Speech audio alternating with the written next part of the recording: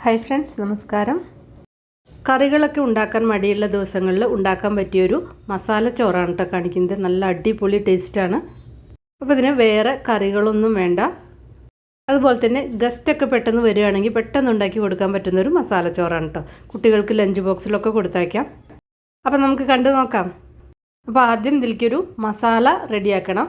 അതൊന്ന് അരച്ചെടുക്കാനുണ്ട്. ഇപ്പോൾ മിക്സിയുടെ ജാർ എടുക്കുക. അതിലേക്കൊരു 5 അല്ലി വെളുത്തുള്ളിയാണ് എടുത്തിരിക്കുന്നത്. പിന്നെ ഈ ഒരു വലുപ്പത്തിൽ കഷ്ണം ഇഞ്ചി, പിന്നെ ഒരു 2 പച്ചമുളക്, അത് എരിവ് നോക്കിയിട്ട് അതിനനുസരിച്ച് ചേർത്താൽ മതി കേട്ടോ.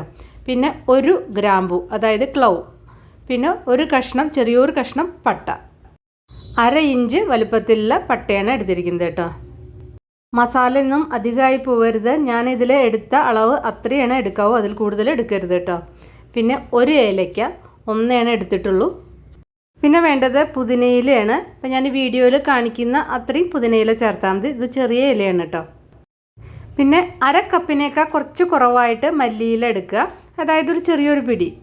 1/2 കപ്പ് ഇങ്ങനെ നിറച്ചെടുക്കണ്ട കേട്ടോ, ഇത്ര എടുത്താൽ മതി. ഇപ്പോൾ ഇതിൽ കാണിച്ച അത്രയും അളവ് കറക്റ്റാണ്. ഇതിൽ കുറച്ച് വെള്ളം ഒഴിച്ചിട്ട് ഒരു 2-3 ടേബിൾ സ്പൂൺ വെള്ളം ഒഴിച്ചിട്ട് നന്നായിട്ടൊന്ന് അടിച്ചെടുക്കുക കേട്ടോ, അരച്ചെടുക്കുക.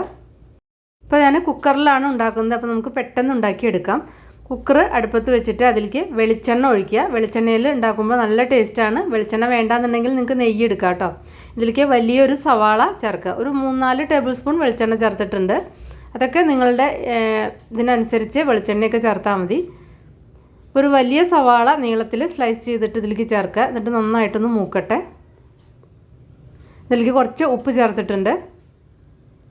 ഇതിലേക്ക് ഈ ഒരു വലുപ്പത്തിലുള്ള തക്കാളി, നല്ല പഴുത്ത തക്കാളി നീളത്തിൽ അരിഞ്ഞെടുക്കുക കേട്ടോ.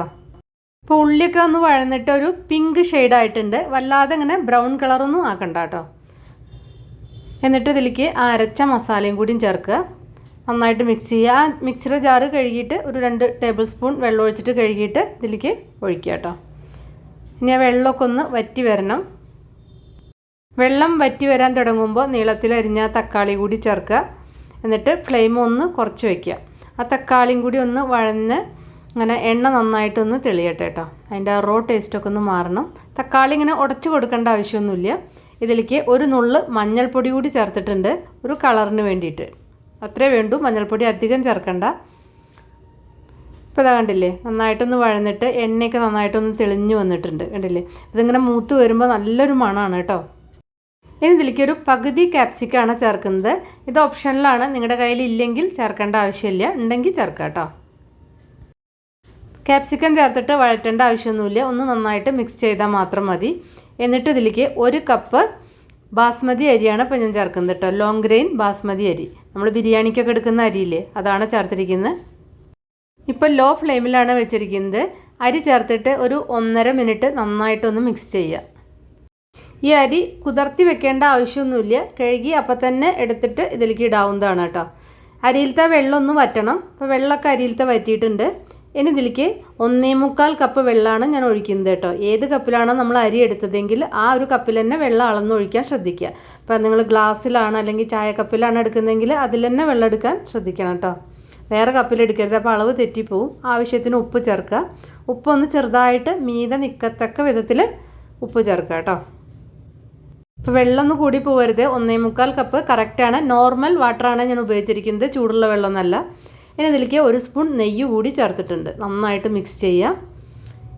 അപ്പോൾ ഇത് നന്നായിട്ട് തിള വന്നു. തിള വന്നതിൻ്റെ ശേഷം ഇത് അടച്ചു വയ്ക്കുക. അടച്ചു വെച്ചിട്ട് വിസിലിട്ടിട്ട് ഹൈ ഫ്ലെയിമിൽ 2 വിസിൽ വന്നു കഴിഞ്ഞ് ഫ്ലെയിം ഓഫ് ചെയ്യുക കേട്ടോ. എന്നിട്ട് ഫ്ലെയിം ഓഫ് ചെയ്തിട്ട് ഒരു അരമണിക്കൂറിന് ശേഷമാണ് തുറക്കാവൂ, അതിന് മുന്നേ തുറക്കരുത് കേട്ടോ. അത് അരിയൊക്കെ ആ ചോറ് അതിലിരുന്നിട്ട് നന്നായിട്ടൊന്ന് സെറ്റ് ആവാനുണ്ട്. അപ്പോൾ ചോറൊക്കെ പാകത്തിന് വേവാണ്. ഇത് നിങ്ങൾ ബിരിയാണിക്ക് ഉപയോഗിക്കുന്ന ഏത് അരി വെച്ചിട്ടും ഇത് ഉണ്ടാക്കാം കേട്ടോ. ഞാനിപ്പോൾ ഇത് ഒരു ഫോർക്ക് കൊണ്ടാണ് മിക്സ് ചെയ്യുന്നത്. അങ്ങനെയാകുമ്പോൾ എപ്പോഴും ചോറ് ഇങ്ങനെ പൊടിഞ്ഞു പോവില്ല. നല്ല ടേസ്റ്റുള്ളൊരു മസാല ചോറാണ്. എന്തായാലും നിങ്ങൾ ഉണ്ടാക്കി നോക്കുക.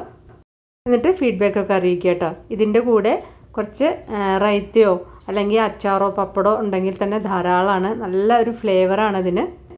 ശരിക്കും നമ്മൾ വെജിറ്റബിൾ ബിരിയാണി കഴിക്കുന്നതിനേക്കാൾ ടേസ്റ്റ് ഉണ്ടായിരിക്കും കേട്ടോ. അത് ഉണ്ടാക്കി നോക്കിയിട്ട് എല്ലാവരും അഭിപ്രായമൊക്കെ പറയുക.